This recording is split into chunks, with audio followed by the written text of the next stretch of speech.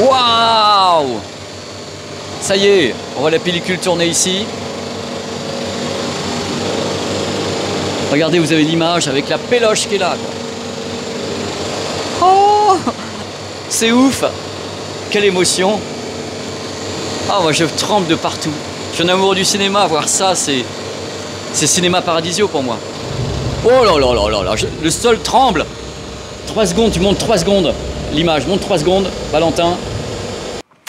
Du cinéma au home cinéma, il n'y a qu'un pas qu'on va franchir ensemble, messieurs, dames.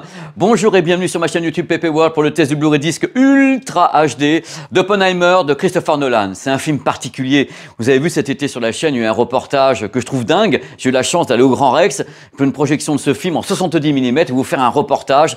Donc j'ai vu ce film plusieurs fois en salle de cinéma et je me suis dit mais comment ça va passer en Blu-ray, parce qu'il y a quand même une dimension, il y a des formats, il y a Christopher Nolan qui travaille bien la qualité de l'image, qui travaille les éclairages, qui travaille la luminosité, qui a fait un film avec plusieurs formats de tous les côtés. Comment ça va donner en Blu-ray disque? Dans cette vidéo, je vais revenir un tout petit peu sur la façon dont le film a été tourné par Christopher Nolan pour que vous compreniez bien ce qu'il a fait autour de sa façon de filmer. Et bien sûr, je vais vous dire ce qu'il y a sur le Blu-ray disque Ultra HD 4K. Est-ce qu'on a gardé les caractéristiques du film dans les formats, dans l'audio et tout ça. Et évidemment, après, le test sur le terrain, côté audio et côté image. J'ai visionné le film plusieurs fois sur grand écran, ainsi que sur un écran un tout petit peu plus petit, mais grand quand même, le téléviseur Sony 77 pouces, qui est un de mes coups de cœur de l'année. Donc j'ai fait une double passe, entre guillemets, de ce visionnage pour être bien sûr de ce que je vais vous dire.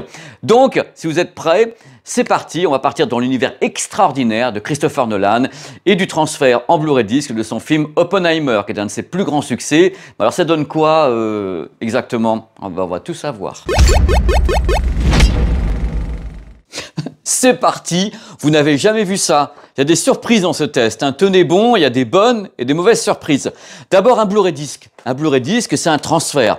Mais d'abord, pour comprendre ce qu'est un Blu-ray disque, il faut savoir comment un film a été tourné. Et dans le cas d'Oppenheimer, ça a été un peu la totale, puisque Christopher Nolan est un amoureux du cinéma, quelqu'un qui aime la pellicule, qui aime le travail bien fait, un travail d'orfèvre. Alors Oppenheimer a été tourné non pas avec un type de caméra, non pas avec 2 types de caméras, mais avec 3 caméras différentes et donc 3 types de pellicules différentes. Ça annonce des choses terribles, hein, pour la suite, je vous dis, c'est quand même super drôle.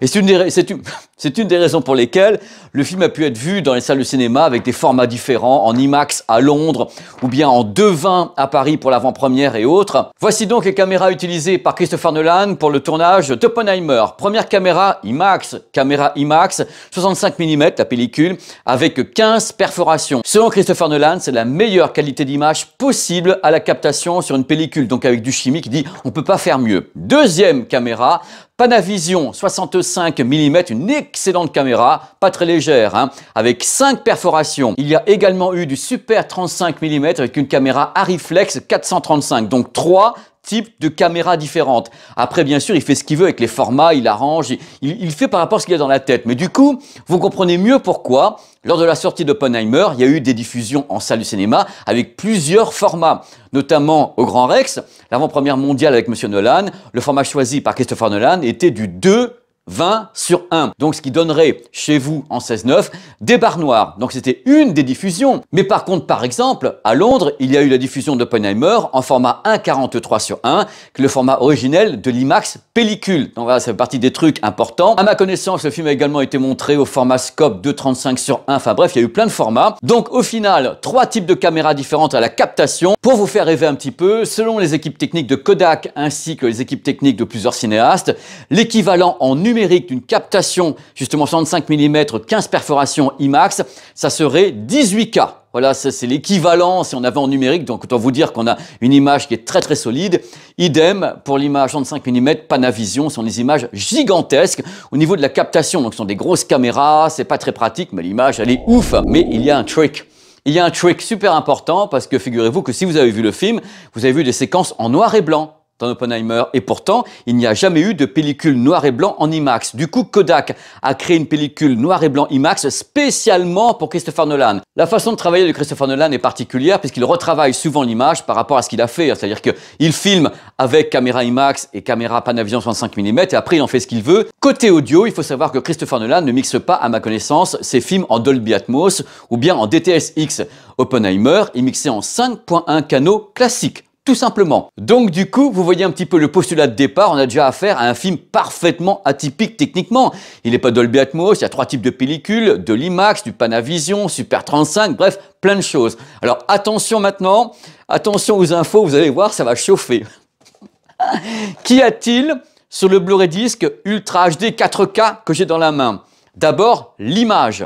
L'image alterne avec 2 formats. Vous avez des images qui sont sans aucune barre noire, donc en plein écran pour vous 16:9, et des images avec des barres noires, ce qui correspond au format 2:20:1. Mais attention, je vous arrête immédiatement sur un truc. Si vous achetez la version streaming d'Oppenheimer sur l'Apple Store ou n'importe où, vous verrez qu'il n'y a qu'un seul format d'image. À ma connaissance, Oppenheimer en streaming, c'est uniquement avec les barres noires 2:20:1. Et là, on alterne barre noire ou bien plein écran. Vous allez voir, ça change tout.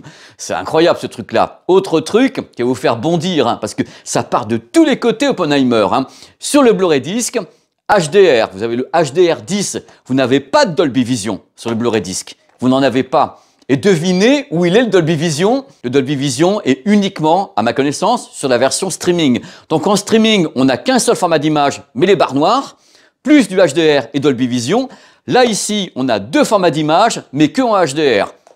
Là, c'est la brasse crôlée. Hein. C'est pour ça que je fais ces vidéos, pour essayer qu'on y voit un petit peu clair, parce que c'est du délire. Alors, côté audio, c'est plus clair quand même. Le Blu-ray disque a une VO qui est inattaquable techniquement. Une VO en DTS, HD, Master Audio, 5.1 canaux. Donc le plein pot, un son compressif sans aucune perte de données. Pour la VF, on a une partie du DTS HD Master Audio, on a que la partie DTS. Donc avec un son qui est, voilà, logiquement pas tout à fait le même. Mais donc, VO, DTS HD Master Audio, VF en 5.1 DTS. J'avais jamais vu un truc pareil avec des versions différentes entre le Blu-ray, le streaming et tout. Mais là, ça devient incompréhensible pour le public, ça devient incompréhensible. Bon, on va passer à la qualité audio et vidéo de ce produit. Là, accrochez-vous. La qualité de l'image. Alors, je reviens là-dessus parce que c'est important. Étant donné qu'on a ici 2 formats d'image, donc plein écran et barre noire, on a une qualité d'image qui varie également un petit peu parce que c'est la perception qui va varier.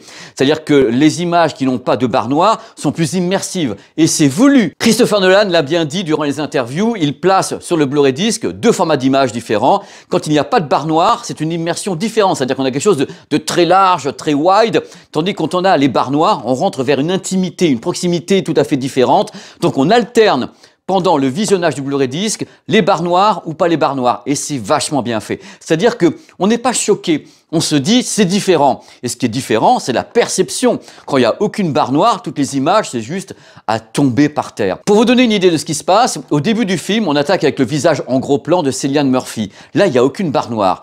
La perception qu'on en a, c'est du délire. En Blu-ray disque, justement avec la qualité 4K, le haut débit haute, c'est du délire complet. On peut distinguer toutes les ridules, les pores de la peau, tous les détails de maquillage, c'est à tomber par terre.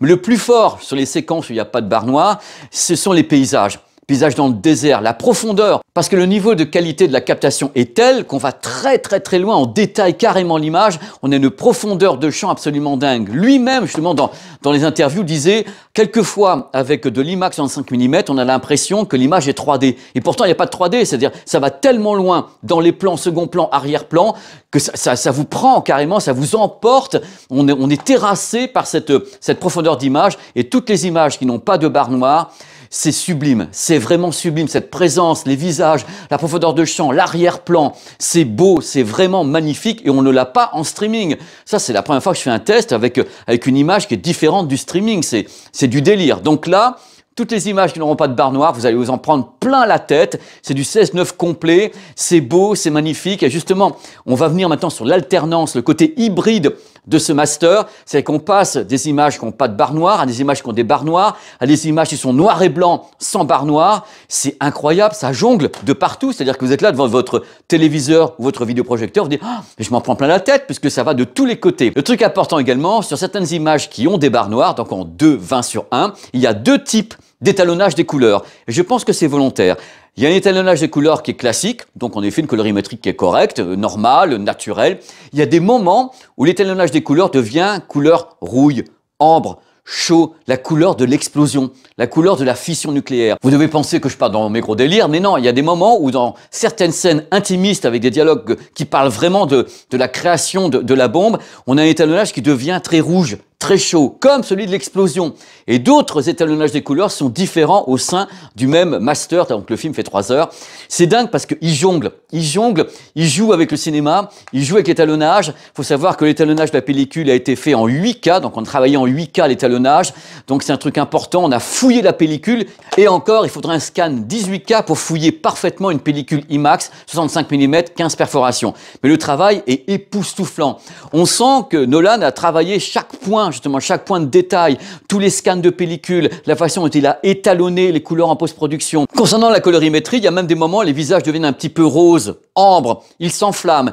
Je pense que ça c'est volontaire de la part de Nolan pour essayer de faire un raccord entre guillemets avec des idées de fission. On sent qu'il a travaillé quelque chose pour nous faire passer un message, je pense, sur cette idée d'image qui alterne entre le noir et blanc, une colorimétrie normale, la fission nucléaire avec des images très très poussées au niveau de la colorimétrie. Il a travaillé tout ça. Donc c'est assez passionnant.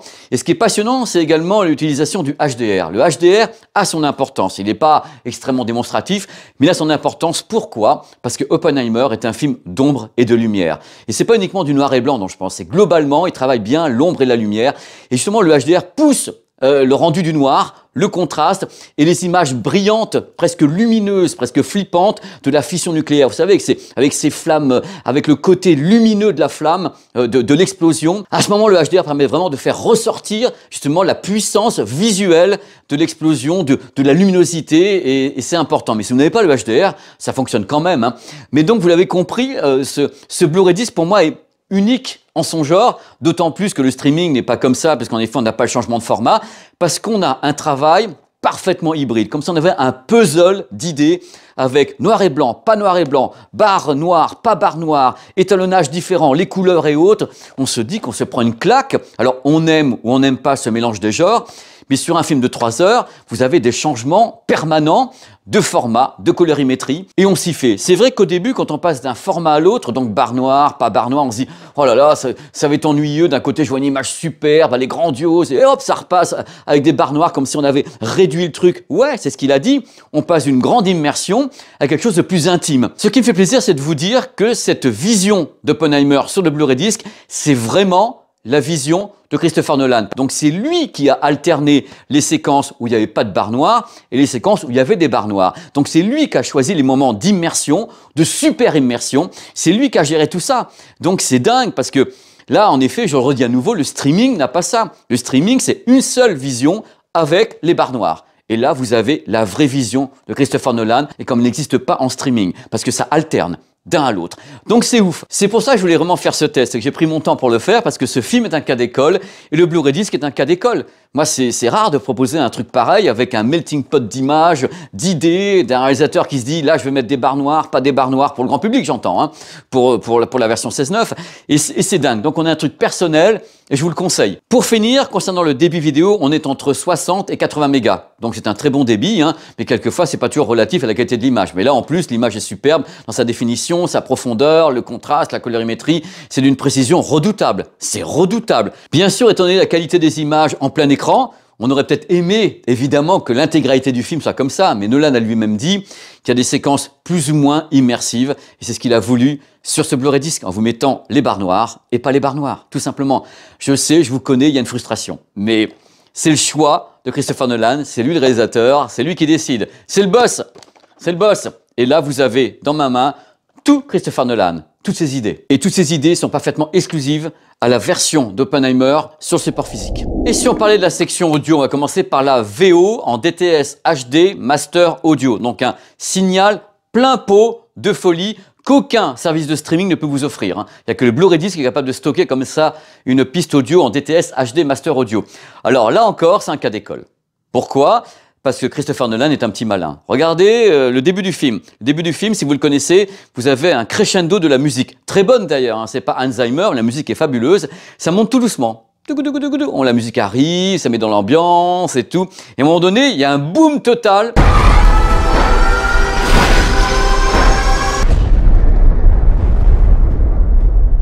C'est l'explosion.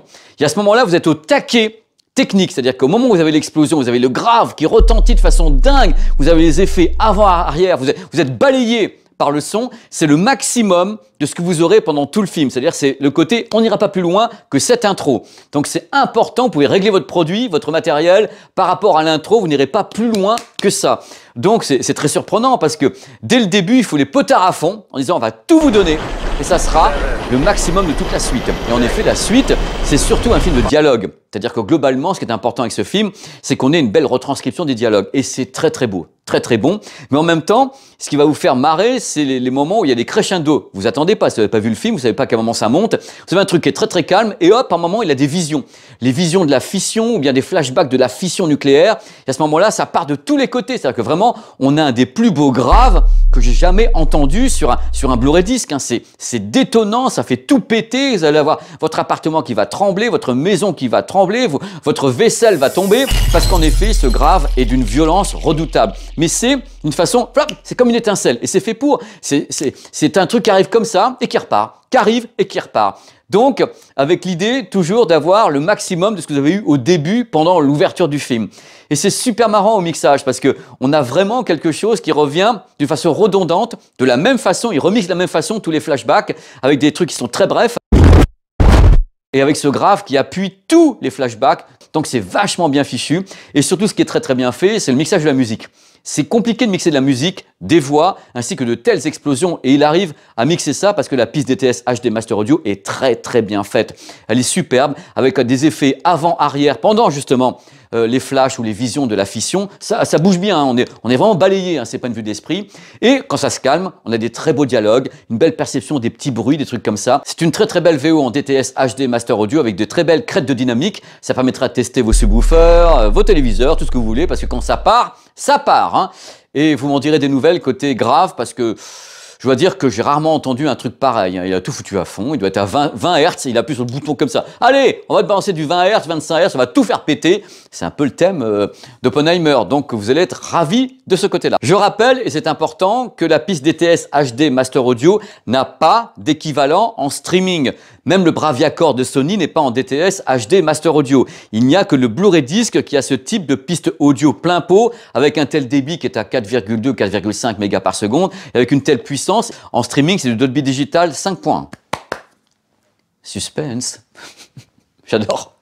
Alors la VF est en DTS. Oh là là, mais elle est bonne. Attention parce que, en général, vous savez, moi, la VF, quelquefois, je dis, bon, si c'est pas du Dolby Atmos, machin ou truc, la VF, ça va pas. Alors, la VF est quand même assez impressionnante. Si vous l'avez déjà, vous me direz dans les commentaires. C'est-à-dire qu'on n'a pas l'espace sonore de la VO en DTS HD Master Audio, notamment quand il y a la musique, les dialogues et les explosions, la VO est plus claire, beaucoup plus claire, plus ample. Mais par contre, la VF, tout en étant DTS, qui est un très bon format audio, hein, elle garde la puissance, elle garde le grave, surtout. Donc en VF, vous avez les voix françaises, pas mal mixées du tout, vous avez du grave et vous avez les effets. Donc voilà, il n'y a que quand ça part de tous les côtés que c'est un peu moins précis. Mais globalement, j'ai été assez heureux d'écouter la VF en DTS. Je trouve qu'elle est pas mal du tout. J'ai entendu bien pire que ça, croyez-moi, des trucs beaucoup plus étriqués. Hein.